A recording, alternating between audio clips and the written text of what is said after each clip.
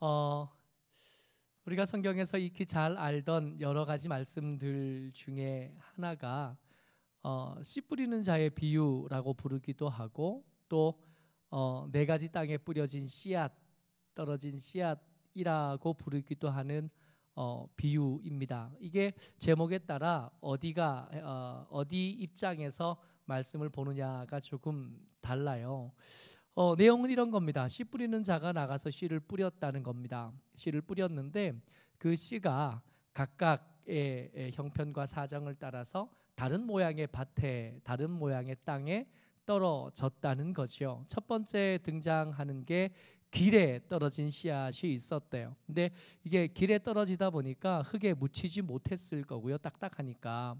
그를 묻히지 못한 씨앗을 공중의 새가 날아와서 주워 먹는 바람에 싹도 틔우지 못하고 그렇게 없어진 거죠. 예수님 이 비유를 설명하시면서 이거 공중의 새가 먹었는데 이 공중의 새는 마귀야. 말씀을 그 마음에서 받아들이지 못하고 뒤에 들으려고 하지 않는 사람들 이야기다 하셨습니다. 두 번째 밭이 있었는데 이 돌짝밭이에요. 바위가 섞여 있는 밭에 어떤 씨들이 또 떨어졌답니다. 근데 이게 흙이 깊이 묻히지 않으니까 금방 싹은 나지만 습기가 모자라는 거죠. 습기가 없어서 금방 타서 말라버리는 거래요. 이 습기가 없는 것은 시련을 뜻하고 예수 믿고 믿음을 얻었다가도 조금 어려운 일이 생기면 곧 믿음을 배반하고 떠나가는 사람들 이야기로 설명을 하셨습니다. 또 한 가지 밭이 등장하는데 가시떨기 밭이 있어요. 잡초가 무성한 밭인데 이 밭에 떨어진 씨앗은 잡초만 잘 자라는 게 아니라 씨앗도 잘 자라는 거예요. 같이 자랍니다. 같이 자라는데 근데 이게 꽃이 피고 열매가 맺어야 될 때쯤 양분을 충분히 공급받아야 되는데 옆에서 그 양분을 뺏어가는 것들이 많은 거죠. 그래서 제대로 열매를 결실하지 못했다는 겁니다. 기운이 막혔대요. 기운이 막혔는데 이 기운이 막힌 것은 뭘 뜻하냐 하면 이 생에 대한 염려, 먹고 살 걱정, 또 내일에 대한 걱정, 은퇴한 뒤의 걱정, 이 걱정들 때문에 말씀에 그리고 순종하는 것에 온전히 집중할 수 없어서 이 생의 환난과 향락에 마음이 뺏겨서 열매 맺지 못한 자들 이 마치 여기에 속한다. 그런데 좋은 땅에 떨어진 씨도 있어서 이 좋은 땅에 떨어진 씨만 가지고도 100배의 결실을 맺어서 씨 뿌리는 자는 손해 보지 않은 거가 되는 겁니다. 그래서 이 비유를 들을 때 씨 뿌리는 자의 비유라고 제목을 붙이면 씨 뿌리는 사람 입장에서 이 말씀을 보는 거니까 손해가 되지 않아요. 4분의 1만 열매를 맺은 거잖아요. 4분의 1만 열매를 맺은 건데 그 4분의 1만 해도 100배가 됐으니까 씨 뿌리는 사람 입장에서는 전혀 손해가 되지 않은 거죠. 4분의 1만 해도 100배가 되면 나머지 열매 맺지 못한 거 길가밭에 떨어졌든 돌짝밭에 떨어졌든 가시떨기 잡초밭에 떨어졌든 상관없이 씨 뿌리는 자는 손해보지 않았고 씨 뿌리는 자는 풍성한 수확을 거두었다. 이렇게 설명하려고 하면 씨 뿌리는 자의 비유라고 제목을 붙이면 이 말씀이 틀리지 않습니다. 근데 그렇다고 해도 전도하는 사람의 입장에서 말씀을 보면 되는구나. 근데 이렇게 하려고 해도 매번 이 말씀을 들을 때마다 우리 속에 질문 하나는 또 오르는 거죠. 나는 어떤 밭일까? 나는 이 넷 중에 어디에 속하는 걸까? 혹시 길가밭은 아닌지, 혹시 돌짝밭은 아닌지, 혹시 잡초가 많은 가시떨기 밭은 아닌지. 아무리 좋은 눈으로 봐줘도 내가 좋은 밭이어서 100배의 결실을 맺은 것 같지 않으니까 내 믿음의 삶이 살아온 지가 벌써 시간이 꽤 지났잖아요. 수요 예배 때 같이 영상을 보시는 분이든 함께 와서 계시는 분이든 수요 예배에 참석해야겠다 하는 감동이 있고 그 감동에 순종할 정도가 되면 적어도 돌짝밭은 아닌 거잖아요. 적어도 길가밭은 아닌 거잖아요. 근데 아무리 좋은 평가를 내려보려고 해도 내가 아무래도 가시떨기밭일 것 같은 심증이 자꾸 이 생의 염려로 마음이 빼앗기고 기운이 막혀서 제대로 열매 맺지 못하는 그런 거 아닐까 하는 생각이 드는 겁니다. 그래서 이 비유만 이렇게 보면 야, 이게 내가 무슨 밭일까에 아무리 너그럽게 평가를 해도 좋은 밭은 되기 힘들겠다 하는 생각이 드는데, 누가복음은 특이하게 이 말씀을 어디하고 붙여놨냐 하면 예수님과 함께한 사람들의 이야기, 그들의 면면을 설명하다가 바로 뒤이어서 8장 우리가 읽었던 1절부터 3절까지는 예수님과 함께한 사람들 이야기를 써놓으셨습니다. 그런 다음에 4절부터 시작해서 씨 뿌리는 사람이 있었어 하고 이 네 가지 종류의 땅 이야기를 하셨다는 겁니다. 그래서 오늘은 뭘 하려고 그러냐 하면 이 예수님과 함께한 사람들의 이야기와 이 씨 뿌리는 자의 비유, 이 네 가지 밭 이야기를 좀 같이 묶어서 이해하면 우리가 누가복음이 의도하는, 우리가 들었으면 좋겠다 생각하시는 하나님의 음성을 좀 더 잘 들을 수 있지 않겠나 하는 생각을 해봤습니다. 예수님과 함께한 사람들, 그러니까 어쩌면 이 예수님 당시에 있었던 모든 사람들 중에 가장 좋은 밭에 가까웠을 사람들 이야기가 이 앞에 등장한 거죠. 예수님의 12제자들이 등장을 합니다. 먼저 1절에 보면 그 후에 예수께서 각 성과 마을에 두루 다니시며 하나님의 나라를 선포하시며 그 복음을 전하실 때, 하나님의 나라를 선포하고 복음을 선포하실 때 같이 있었던 사람들이 있었는데 예상하는 것처럼 12제자가 먼저 등장하는데 12제자만 있었던 게 아니라 엉뚱한 사람들이 같이 있었다는 거예요.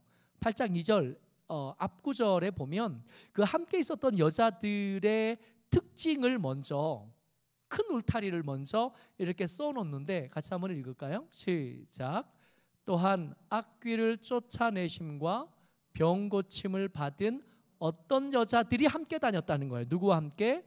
복음을 전하고 하나님의 나라를 선포하러 다니시는 예수님과 그와 함께한 12제자와 함께 여자들이 다녔는데, 이 여자들을 설명하는 성경의 언어가 뭐냐 하면 이 여자는 어떤 여자였냐 하면 악귀를 쫓아내심을 받았던 여자들. 그러니까 무슨 뜻이에요? 얼마 전까지만 해도 길가였던 사람들인 거예요.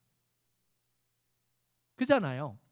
공중에 새가 있어서 말씀이 떨어지면 낼름낼름 주워 먹음을 당했던 그 딱딱하고 다친 귀 다친 마음으로 살아가던 사람들이었다는 겁니다. 병 고침을 받은 어떤 여자들, 기운이 빼앗기고 습기가 모자라던 돌짝밭과 가시밭 같던 사람들인데 지금은 아니게 된, 구체적으로 설명을 합니다. 2절과 3절 같이 읽어요. 시작.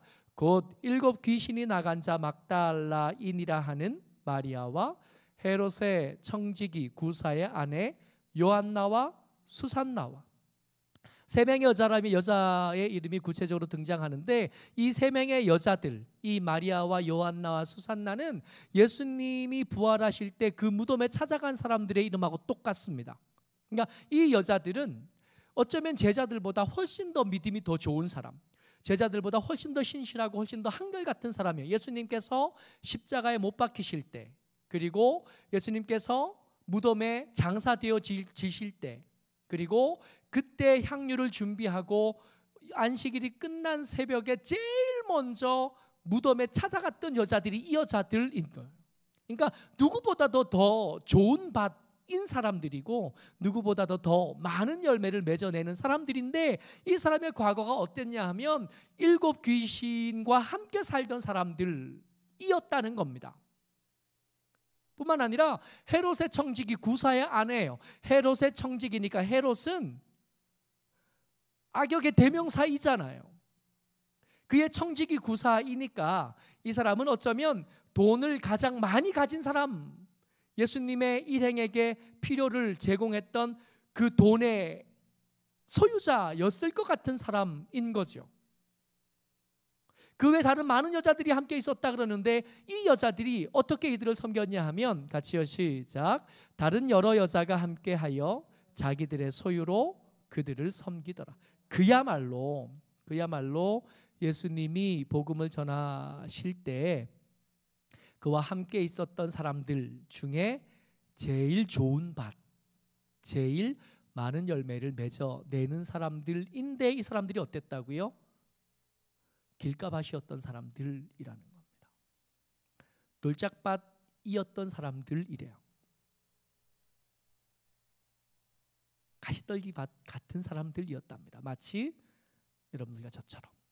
그러니까 이 비유를 들을 때 나는 좋은 집안을 가진 것도 아니고 나를 위해서 기도해 주는 사람이 있었던 것도 아니고 어쩌다가 정말로 941생 예수 알아 예수 믿게 돼서 집사가 되고 목사까지 된 사람, 성골도 아니고 진골도 아니고 육두품도 아니고 잡골 같은, 그런데 이 길가밭 같은 사람이 지금은 좋은 땅이 됐네. 그렇다면 이거 바뀔 수 있는 거구나. 이거 달라질 수 있는 거네. 지금 내가 공중의 새 그 마귀한테 매번 시달려서 매번 번제하고 매번 말씀 빼앗기고 딱딱한 마음인 것 같아도 오늘은 그래도 내일은 다릴 수 있는 거네. 이 말씀 두 개를 연결하니까 너는 자격이 없어 하는 게 아니라 너도 얼마든지 좋은 밭이 될 수 있어 한 말씀으로 들리기 시작하는 겁니다. 백배의 결실의 비결을 예수님 이 비유를 설명하시면서 하신 말씀이 정말 중요한데, 이 백배의 결실을 맺었던 좋은 땅에 대한 예수님의 설명이에요. 8장 15절 말씀입니다. 여러분 이거 읽어두시고 기억하시고 밑줄도 그어놓으시고 외우시고 마음에 새겨두세요. 같이 읽습니다. 시작. 좋은 땅에 있다는 것은 착하고 좋은 마음으로 말씀을 듣고 지키어 인내로 결실하는 자니라. 할렐루야. 저들이 좋은 땅이잖아요. 좋은 땅. 좋은 땅인데 새가 안 날아왔다는 뜻이 아닌 것 같아요. 저 땅에 돌이 없었다는 얘기가 아니고 잡초가 없었다는 얘기가 아닌 것 같아요. 공중에 새도 있었고 돌도 있었고 기운을 막는 풀도 있었는데 버텨낸 거예요. 딱딱한 밭을 비가 조금 내리면 그 시간을 놓치지 않고 얼른 괭이질을 한 거죠. 파헤쳐야 되니까. 시간이 좀 나면 그 안에 있는 돌들을 꺼낸 겁니다.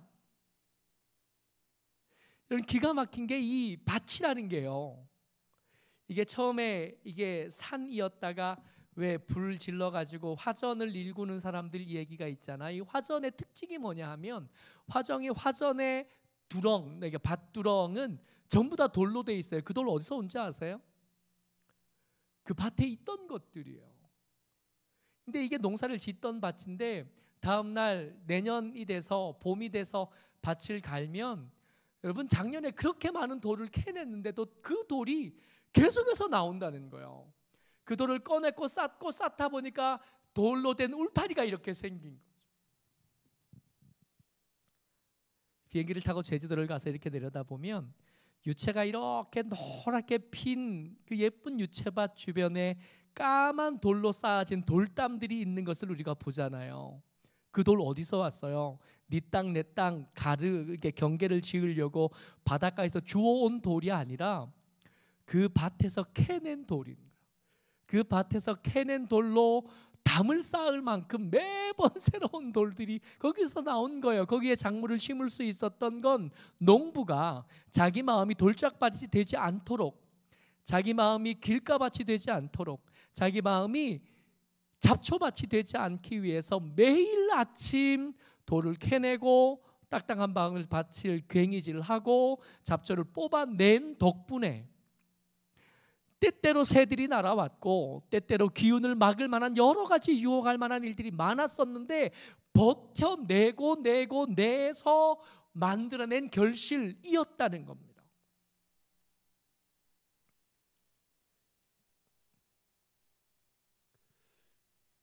해결해야 될 게 있는 거죠. 그러니까 원래 좋은 밭이 아니었다는 거예요. 원래는 길가밭이었고 돌짝밭이었고 잡초밭이었는데 점점 좋은 밭으로 되어 갔다는 거예요. 세 번째 우리가 주목해야 될 이 잡초밭, 가시떨기 밭의 이야기에 우리가 아직 좋은 밭이 되지 못하고 있는, 마지막까지 우리의 발목을 붙잡고 있는 것에 대한 이야기를 해 주십니다. 우리가 해결해야 될 일들이 14절 말씀이요. 같이 읽습니다. 시작. 가시떨기에 떨어졌다는 것은 말씀을 들은 자이나 지내는 중 이 생의 염려와 재물과 향락에 기운이 막혀 온전히 결실을 하지 못하는 자요. 아멘.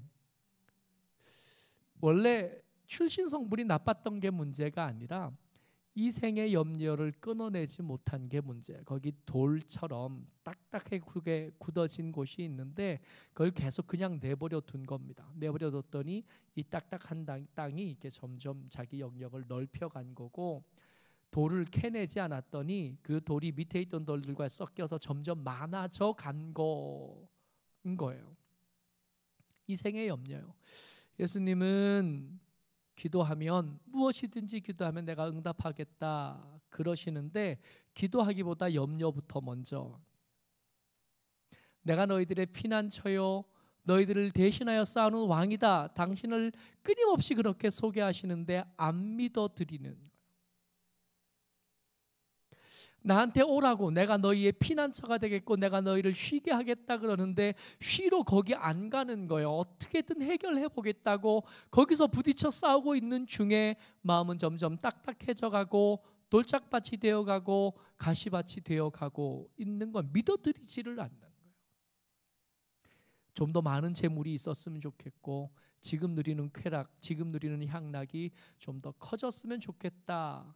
근데 이거 커졌으면 좋겠다 생각하다 보니까 예수님께 가까이 가면, 예수님 믿어드리고 내 피난처가 되시겠다 하시는 그 말씀 믿고 거기 다가가면 이거 못 누릴 것 같은 거예요. 재물도 못 누릴 것 같고 향락도 못 누릴 것 같고, 할 수만 있으면 이렇게 대충 살다가 죽기 한 며칠 전에, 몇 달 전에, 나중에 나이 들어 늙어서 새벽잠이 없어질 때쯤 기도하기 시작하겠다 생각하는 거예요. 이거 더러워네. 오늘 설교의 제목이 나는 어떤 밭일까 이잖아요. 여러분, 우리는 어떤 밭일까요? 인내만 더하면 좋은 땅이에요. 인내만 더하면 우리는 충분히 좋은 땅이 될 사람들이에요. 우리는 이번 지난 주일, 부활주일 지나면서 또 우리 교회가 얼마나 좋은 교회인지요. 미얀마 선교 헌금으로 쓰겠습니다 그러고 했잖아요. 원래 저희 교회 부활절 헌금이 우리 식구들이 매번 똑같으니까 그렇게 다르지 않아요. 그러니까 매년 보면 거기서 이게 몇만 원 더 많거나 몇만 원 더 작거나 이렇게밖에 차이가 안 나거든요. 저희 교회 작년 부활절 헌금, 작년 형편이나 지금 형편이나 매년 그렇게 좋지 않은 형편을 지나고 있는데, 작년 우리 부활절 헌금보다 금년 부활절 헌금이 40만 원이 더 많아요. 40만 원, 그러니까 그렇게 어떤 사람에게 큰 돈 아닐 수 있는데 우리 교회 입장에서는 이 40만 원이 한 25% 정도 됩니다. 그러니까 더 많이 하신, 더 마음을 많이 쓴 거예요. 더 힘을 더 내신 거예요. 아직 우리에게 잡초가 남아있고 아직 딱딱한 부분이 있고 돌이 있지만, 그럼에도 불구하고 이렇게 괜찮은 밭인 거예요. 조금만, 인내를 조금만 더 하고 더해지면 우리도 100배의 열매를 맺을 수 있는 그런 좋은 땅 후보들이신 거죠. 우리가. 어제 산에 갔었어요. 이게 요즘 매일 산에 가요. 이게 한 저녁에 한 4시쯤 되면 산에 가서 한 2시간, 3시간 이렇게 걷다가 오는데, 요즘 여러분 땅에 이게 우리 집 주변에 벚꽃은 이제 다 떨어졌잖아요. 벚꽃도 다 떨어지고 진달래도 다 졌는데, 고당봉에 올라가서 정상에 올라갔는데 그동안 그 나무가, 그 덤불처럼 보이는 그 나무가 진달래 나무였다는 걸 어제 처음 알았어요. 고당봉 정상에 올라갔는데 예쁘죠? 그게 얼마나 예쁜지. 저게 자, 지난달에는 같은 시간에 매번 올라가니까 지난달에는 저게 빨갛게 물들어 있었는데 이게 벌써 날이 좀 길어져서 지금은 이게 해가 저렇게 보여요. 저 고당봉 정상에 진달래가 핀 거예요. 다른 데 다 떨어졌는데 저기는 인제 피는 거예요. 아직 다 핀 거 아니에요. 봉우리가 남았어요. 저기 날이 더 추울 거 아니에요. 다른데 뭐 밑에보다 날이 더 춥고 바람도 더 많이 불 거 아니에요. 그러니까 저기는 다른 데보다 더 길짝밭이고 다른 데보다 더 돌짝밭이고 다른 데보다 더 잡초밭인 겁니다. 게다가 고당봉 가보신 분은 알겠지만 거기 흙은 없고 돌만 있는데 그 돌 틈에 뿌리를 내린 겁니다. 돌짝밭에 그야말로 돌짝밭에 뿌리를 내려서 기어코 꽃을 피워낸 거예요. 다른 진달래들에 비하면 이게 지지나야 늦게 자라고 다른 꽃들 다 피울 때 그때 꽃을 못 피워서 지각한 겁니다. 근데 버텨냈더니 기어코 꽃을 피운 거예요. 그러다 보니까 다른 진달래 다 졌는데 저 진달래는 지금 화려한, 아직도 저기는 화려한 거예요. 경쟁자도 없어요. 이제 쟤만 있어. 이제 진달래는 다른 진달래 다 떨어지고 쟤만 남았으니까 쟤만 예뻐. 이제는 좀 늦어도 괜찮은 거 아닐까요? 남들보다 더 빨리 열매 맺지 못하고 남들보다 더 화려하게 열매를 맺지는 못하고 꽃을 피우지는 못했지만 좀 늦어져도 한 걸음 한 걸음 가다 보면 언젠가는 꽃이 필 거고 남들 피울 때 못 피웠다고 해도 괜찮은 거 아닐까요? 여러분 잘하고 계십니다. 대신 그렇다고 해서 잘하고 있으니까 새가 이제 안 날라올 거다, 그렇지는 않을 것 같아요. 이제 돌 안 나올 거다, 이제는 좋은 마음이 됐으니까 이 딱딱하고 좀 흉하고 보기 싫은 돌들이 내 마음에서 이제 안 나올 것 같아요. 계속 나올 거고 잡초도 계속 날 건데, 그러니까 난 안 되나 보다, 난 역시 길가밭 같은 사람인가 봐, 나는 돌짝밭 같은 사람인가 봐, 나는 잡초밭 같은 사람인가 봐. 아니라고요. 이게 그래서 그런 게 아니라 계속 나오는 거래요. 계속 나올 때마다 드러내고 한 번 더 괭이질하고 뽑아내면 열매를 맺어 가는 거죠. 한 번에 처음에 100배가 되지는 않겠으나 한 배, 두 배 더 늘어날 겁니다. 우리만 일을 할 게 아니라 성령께서 우리와 함께 하셔서 그 돌, 우리는 분명히 한 개밖에 안 드러냈는데 쌓인 돌을 보니까 한 개가 아닌 거죠. 어떤 날은 세 개이기도 하고, 우리가 어제 뽑은 잡초는 요만큼이었는데 아침에 일어나 보니까 이만큼 쌓여 있는 거야. 어느샌가 성령께서 우리와 함께 동력하시는 거예요. 내 마음을 좋은 밭으로 만들어내기 위해서 나와 동력하고 계시는 거예요. 우리도 다른 사람들보다 좀 늦을 수 있겠지만 언젠가는 꽃을 피울 거고요. 그 핀 꽃이 떨어지고 나면 거기에 탐스러운 열매들이 100배는 아니어도 한 99배 정도까지는, 한 80배 정도까지는, 안 돼도 30배 정도까지는 맺게 될 줄을 믿습니다.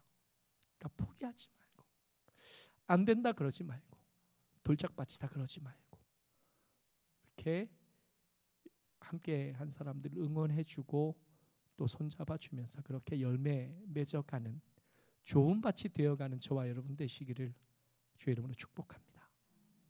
아멘.